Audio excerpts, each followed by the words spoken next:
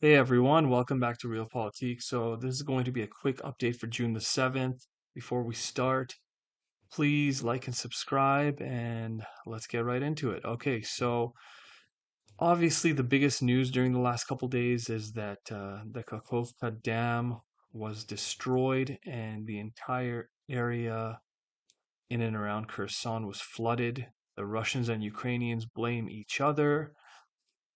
And aside from that, the Ukrainians launched, uh, it seems they launched their long anticipated counteroffensive in the Zaporizhia region, especially near the Vermivka tactical bridgehead.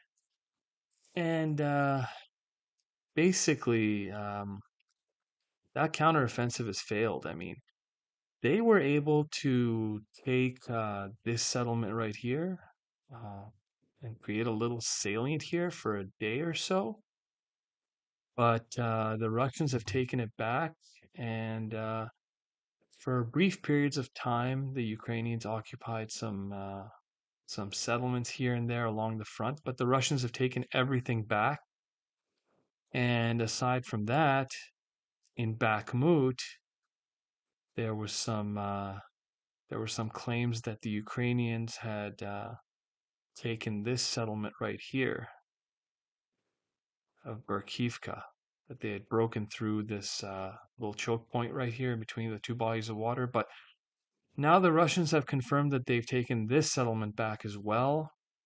And in Belgorod region, basically the Ukrainians were claiming for a while that they took this settlement, Novaya Pavelzhanka, but yeah, the Russians took it back. So the Ukrainians are basically left with nothing. And the Russians are claiming that altogether in the Zaporizhia region, in 3 days of fighting, Ukraine lost 3,715 troops. I'm assuming that is casualties, not just killed in action. So that's injured, missing, everything. So 3,700, this is what the Russians claim, claiming 52 tanks destroyed, 207 infantry fighting vehicles, and 134 other vehicles, and 48 pieces of artillery. 53 drones, 5 planes, 2 helicopters. Now, who knows? Maybe those numbers are exaggerated, but the Russians are saying they themselves lost 280. They sustained 281 casualties, and that includes 71 killed in action. So the Russians are saying 71 of their troops died in 3 days, and basically another 210 were injured or missing or captured, whatever. But the Ukrainian losses are more than 10 times higher, according to the Russians. So, but you can take that with a grain of salt. It's up to you to believe it or not. But in any case, there is a lot of footage of Ukrainian equipment being destroyed. So we're going to take a look at some of that. But let's just take a look at this first. You see the result of flooding.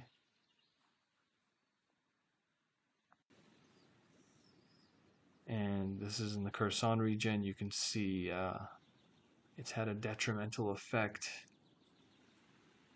on the civilian population, obviously. A lot of people are being evacuated as we speak. And turn the volume off. Yeah, a lot of people are being evacuated, but the Russians are most negatively affected. Crimea has now lost its supply of fresh water for the summer and for the foreseeable future. So that's devastating for the Russians. Some of their settlements in the area were depending on that dam for hydroelectric energy, so that's gone for the Russians. They're going to have to divert energy from elsewhere. They're going to have to divert water from elsewhere. Also, something else is the Zaporizhia nuclear power plant. Its cooling systems. This is the biggest power plant in Europe. Its cooling systems require water, and the water here along this part of the Dnieper has depleted, right?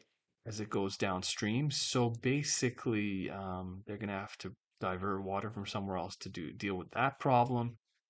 So overall, the Russians have taken the biggest hit, but of course, the Ukrainians are claiming that it was the Russians who did it, and the Russians are claiming it was the Ukrainians. In any case, let's take a look at some more footage. So this was supposedly the first Leopard tank that was destroyed, that the Russians destroyed. And let's just take a look at it. So the Russians were claiming they destroyed several Leopard tanks in the last couple days, and this was the only footage. But then let's just look at it and I'll explain it to you.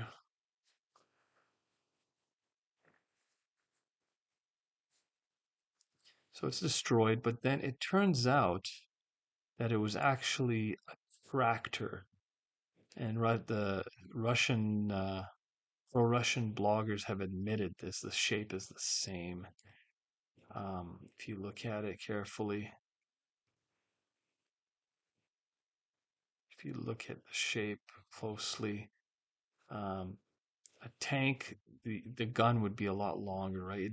You can see the wheels too. Yeah, it's a tractor. So it makes you wonder about the Russian numbers. Obviously, maybe some of their numbers could be off, right? But anyways, let's take a look at this. Shows you before and after some of the flooding in the area. You see right here in the green. Let's take a look at it again. See all the green right here? And it's all flooded, right? And then this one right here, same idea. See the green at the top now? It's completely flooded. Oh yes, in the Kupiansk region, where the Russians are trying to make incremental gains towards this settlement across the river, west towards, they've crossed the river, they're fighting for the settlement, and they're trying to move towards Kupiansk. But gains are incremental, right? In any case, an ammonia pipeline was destroyed, and we can see footage of that.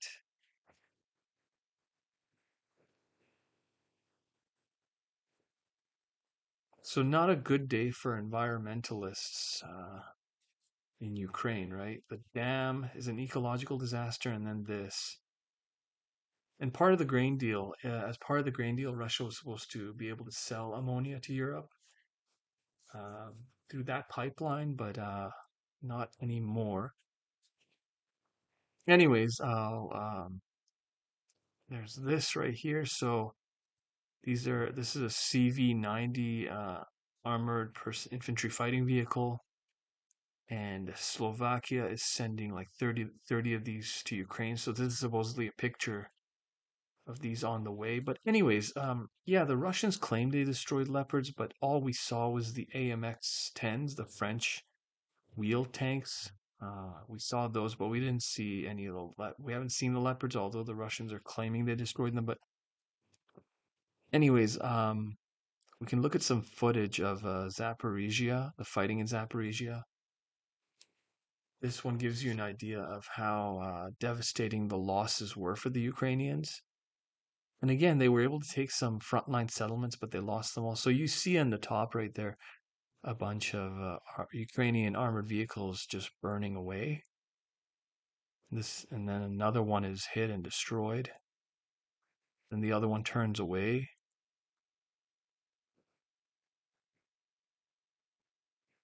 And then it's destroyed. So that to me looks like maybe laser guided, GPS guided artillery, maybe.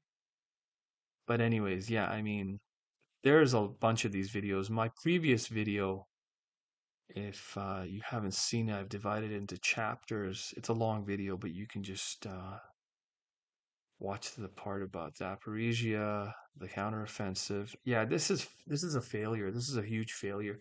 Some of the Russian pundits are saying that Ukraine has basically they flooded the dam to divert attention away from this because this is really embarrassing, right? I mean, this is extremely embarrassing for Ukraine. And then this will give you an idea of how the whole operation was fumbled. There's going to be some Ukrainian friendly fire here. So first you see soldiers tending to an injured, these are Ukrainian soldiers tending to an injured comrade, a fellow soldier, and they're taking him away.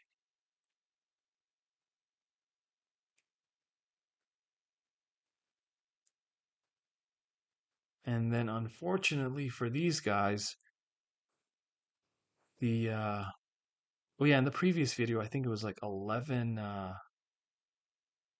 it was 11 armored vehicles destroyed in that clip. But anyways, here this armored vehicle pulls up and it opens fire on this is a Ukrainian armored vehicle and it opens fire on the Ukrainian soldiers that are taking away that injured soldier. And I'm not going to show you the rest because there's might get a community guidelines strike out of it, but basically they're torn to pieces. I can't show that. But yeah, anyways, guys, that's it for today. Thank you for watching, and I will see you guys in the next one.